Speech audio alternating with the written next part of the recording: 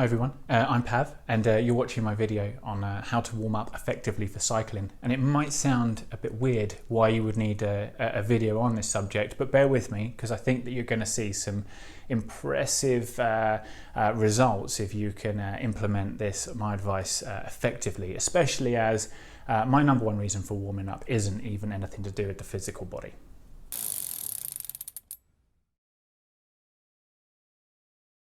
So as ever, any extra resources are going to be either in the blog below if you're on my website or in the description if you're on my YouTube channel.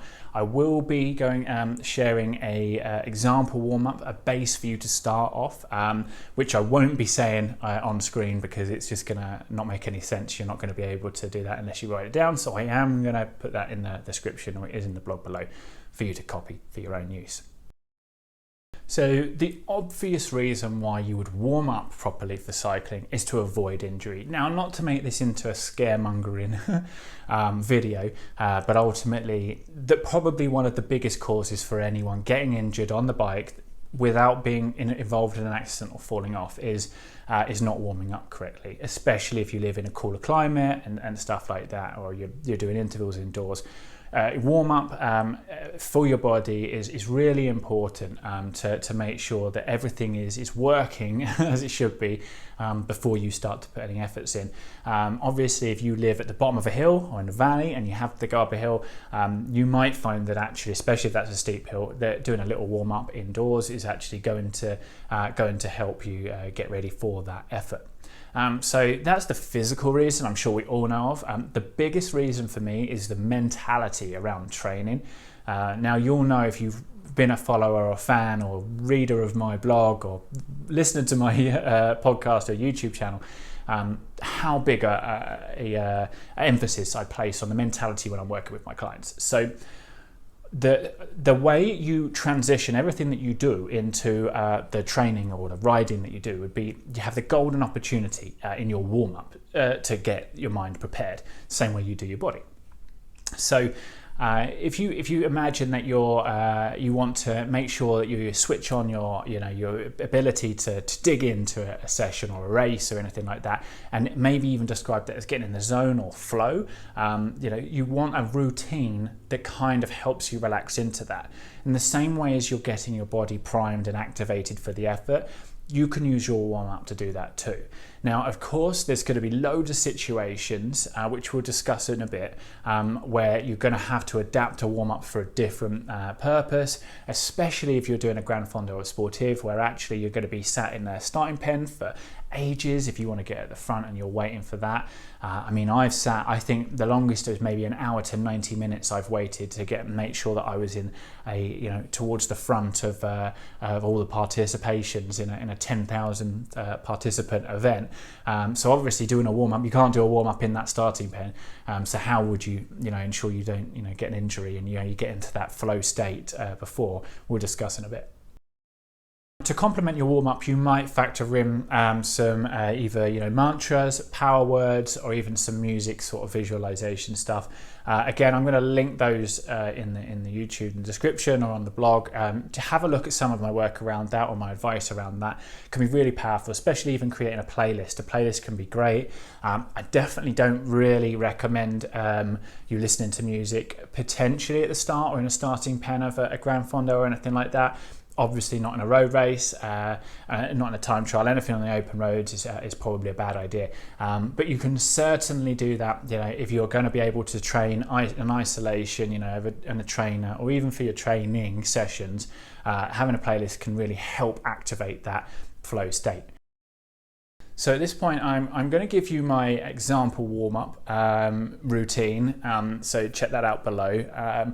And that, if you don't have a warm-up routine, is probably your basis to start. And that's 20 minutes long. And that might seem really long, especially if you don't do a lot of high intensity intervals or anything like that. But it's a good place to start. Now, if you know your body well enough and 10 minutes is good enough, then here's what I would suggest is that you actually reduce that, keep some of the elements in. Of course, if you're going out on a base ride, super low intensity, easy miles, you probably don't need to do anything. Really, 5 minutes of just getting your body going might be enough. And similarly as well, if you're doing something that is a all-out effort, you know, like a typical British hill climb time trial effort, you know, 5 minutes or less, you might actually do more than 20 minutes. So that's the number one place to start there, is not expecting that you're going to have one warm-up for every scenario.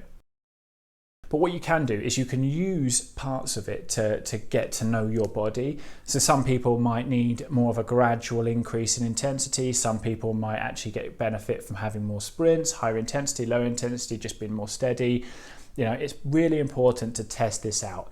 And, you know, training is the exact perfect opportunity to do that. So like I said, you know, there is going to be situations, especially if you're doing like a Gran, Fondo or a Sportive, where you can't warm up necessarily the exact same as you would indoors on your trainer, for example. Now, what I suggest here is that actually when you do look to build your training and it gets more and more similar to your event, if you're doing a Gran Fondo, I would definitely have some you know, rides that mimic that in your training, especially towards the end. Or the closest point to your event, is actually have an idea about taking your warm up and practicing it in there. Now, you can find the course route for pretty much every Sportive or Gran Fondo on their website, and you'll be able to work out, you know, okay, how long do I have before I start going uphill? Is it downhill? What's my warm up going to look like? And you can start to practice like that. And I really think that this is something that a lot of people forget or miss or don't know about. And ultimately, it's just setting up that mentality, which is going to allow you to get, you know, your game face on, get in flow in the zone, and really smash this day. Because if you go in and you're just kind of like super, you know, laissez-faire about it, you're just like, oh, I don't care, you know, you're probably going to have a good time, but you're not going to reach your goals. And I think that most people end up regretting that by not taking it seriously enough. At the same time, don't take it too seriously. You're riding a bike, it should be fun, right? And so just wrapping this up, super short video, practice makes perfect. That is literally the thing to do with this. So keep a training diary. If you're using Training Peaks or Pillar or whatever you're using, just make sure that you note down what you did differently in your warm-up, so that next time you do a similar session, you can tweak something about that warm-up in order to personalize it to you. This really is an opportunity for you to look deep at yourself as an athlete and see what works and what doesn't. And when you've got that mindfulness, you're going to really be able to understand exactly how to prime your body, and it's going to be a total game changer for you, not just physically but mentally. So that's it. It's quite a short video, but I think that most of you probably watching this have realised that there are parts of the warm-up that maybe you haven't been doing. Let me know in the comments or send me an email if you're on the website.